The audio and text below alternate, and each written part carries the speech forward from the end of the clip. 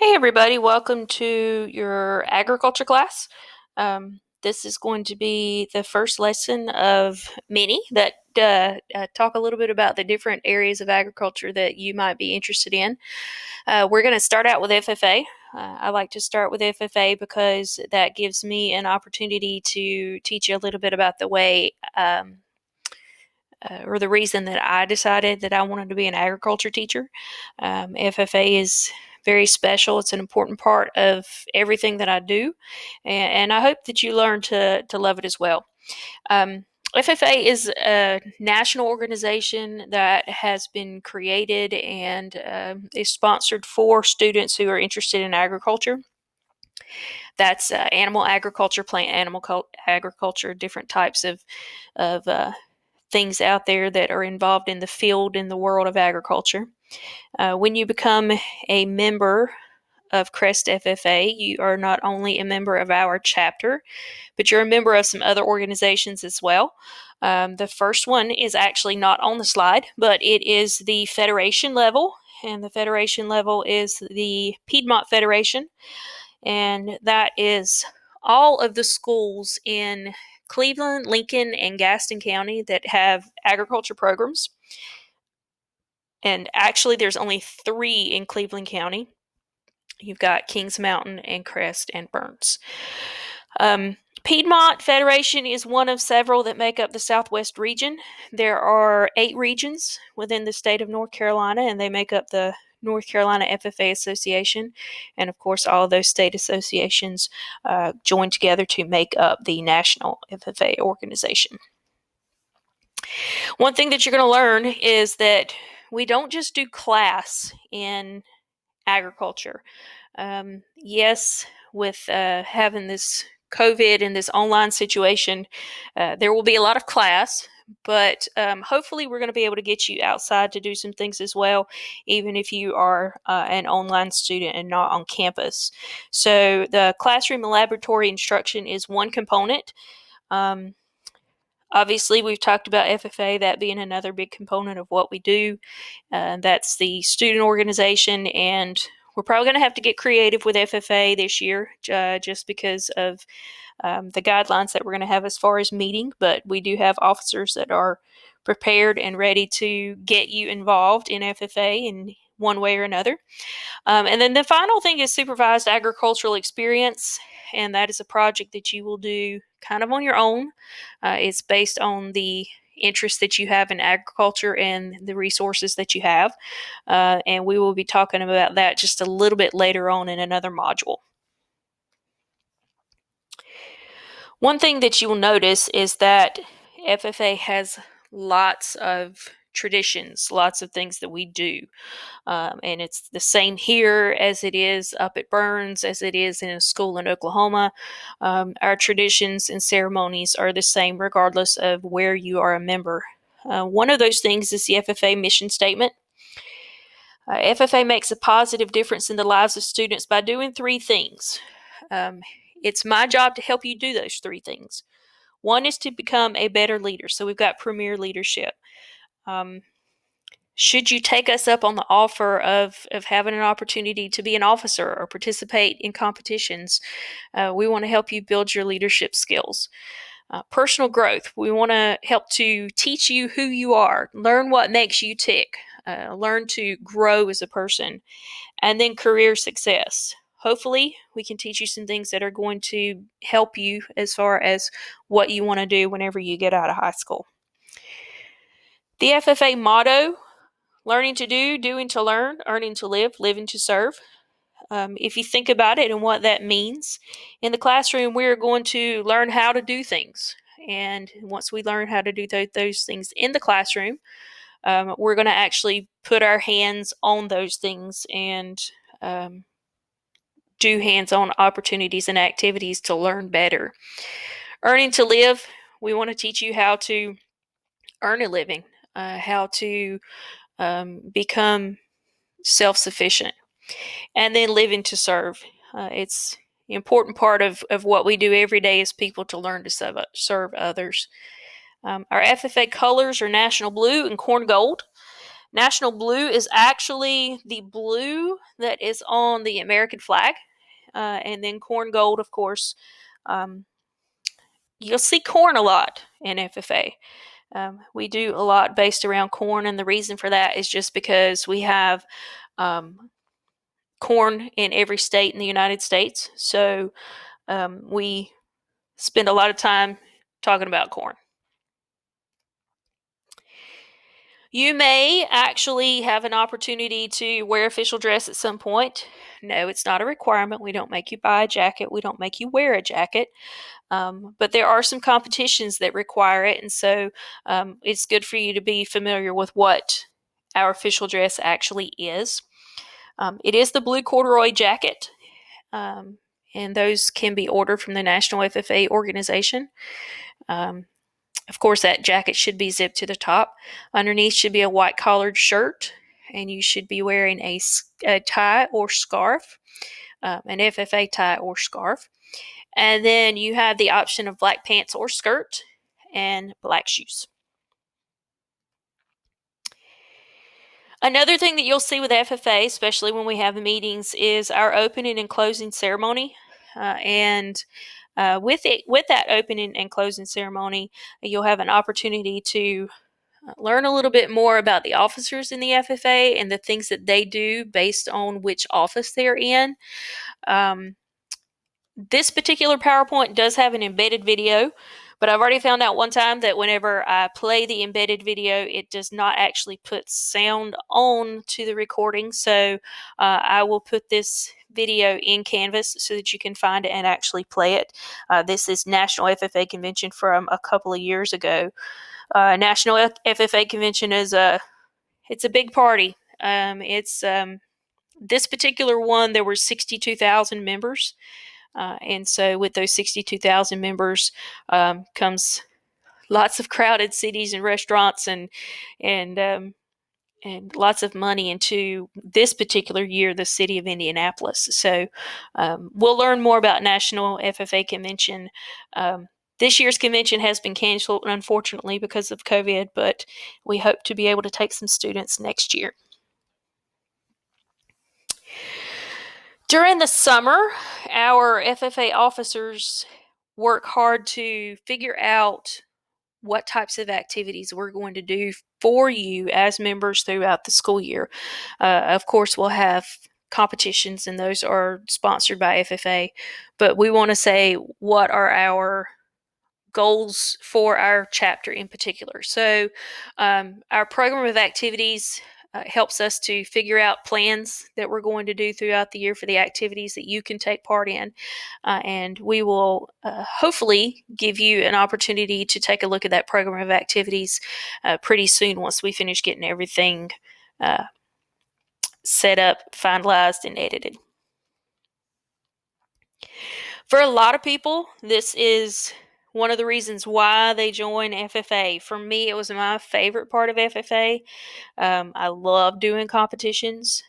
When I was in high school, if I could, honestly, part of it was to get out of school, I'll admit that. But if I could get involved in a competition, it was just a lot of fun. I had an opportunity to meet people from my area, but people also from throughout the state. And I'm a little bit competitive. So for me, career development events were fun opportunities to compete, but also to get to meet people from across the state. We do have a couple that are speaking events. Parliamentary procedure is one that we have not done here in quite a while, and the reason is just because it takes 6 people who are super dedicated for a long time in order to do parliamentary procedure, and so it's really hard to keep a team together for as long as it takes to train them. And then prepared public speaking. This particular competition, you actually write a speech, develop a speech, deliver a speech on some sort of an agricultural topic, and you present it to a set of judges.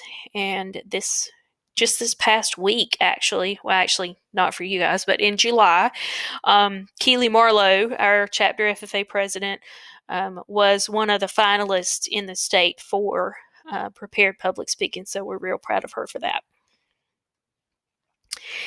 There are some career development events that are really more skill-based instead of leadership-based, where you're learning how to speak in front of other people.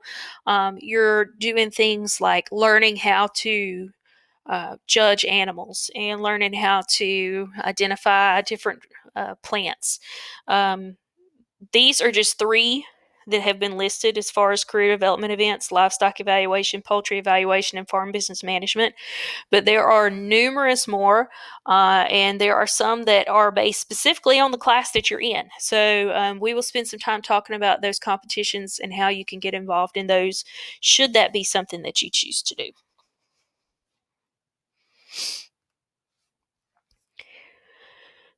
Proficiency awards are awards that are based on a student's SAE, and we will talk more about proficiency awards once we get you involved in that SAE program just a little bit later. Remember, I said that was the supervised agricultural experience that is a component of the program. And so we will give you an opportunity to hopefully get your SAE program going and potentially win some proficiency awards. There are also banquets and conventions and conferences and all different kinds of things that we do through FFA to keep our members engaged and involved.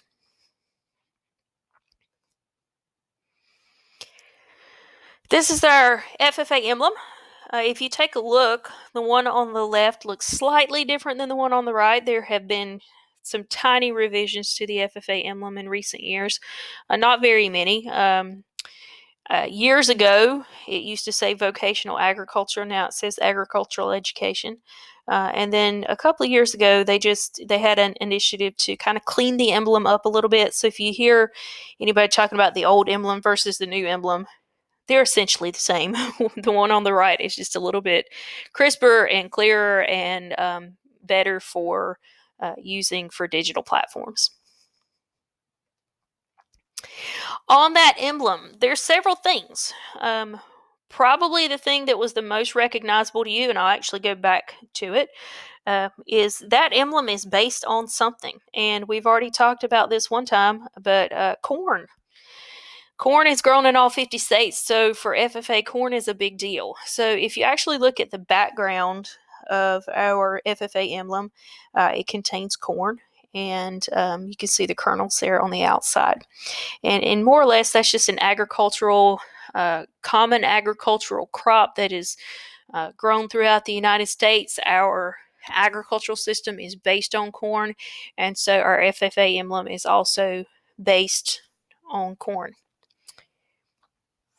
The eagle at the top symbolizes the national scope of FFA. Sometimes when you think about an eagle, you think about America. It's kind of a national symbol for the United States. So that is what the eagle symbolizes in our emblem. The plow, let's go back and look at the plow. So this plow that is on our emblem, it's not being pulled behind a tractor. This is a plow that would be pulled behind a mule or a horse or something like that. It's the reason that it is on there is it symbolizes labor, hard work, and tillage of the soil. With this particular type of plow, you're not looking at just hooking it up into a tractor and going. You're looking at the idea of having to,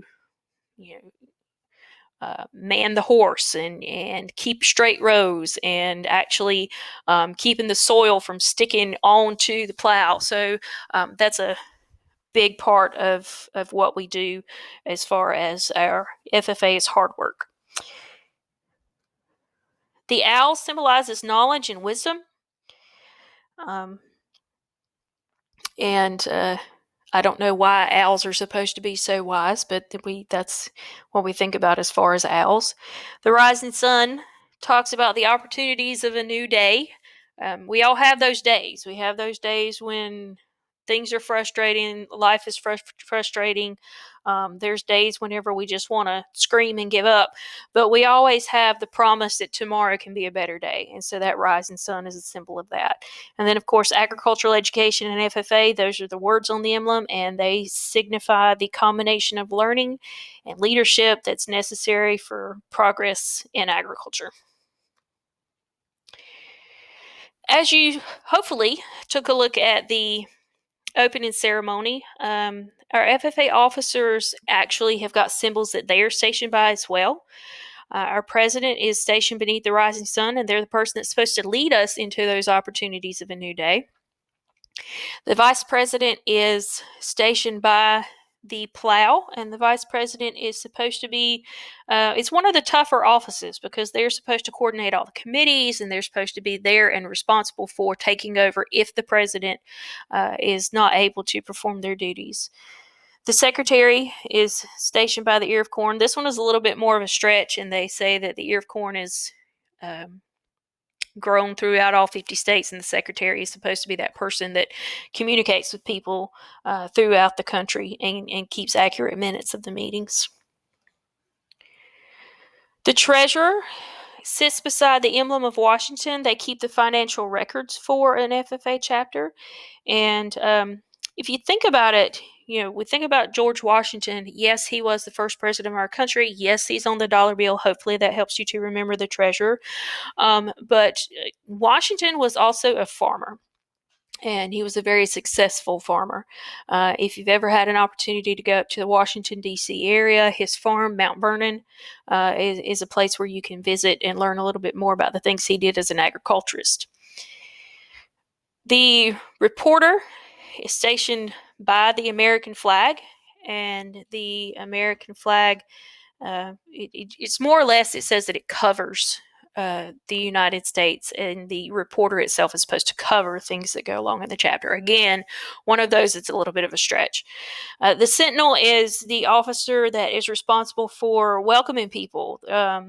They're kind of like, hopefully they should be a friendly person. They should be somebody that is open to helping people and assisting people as they need assistance. Oh, and they are stationed by the door. And that is it for FFA. We will get into parliamentary procedure a little bit later, but please make sure that you join me for office hours. If you have any questions, make sure that you get these things copied down into your course pack, and I will see you next time.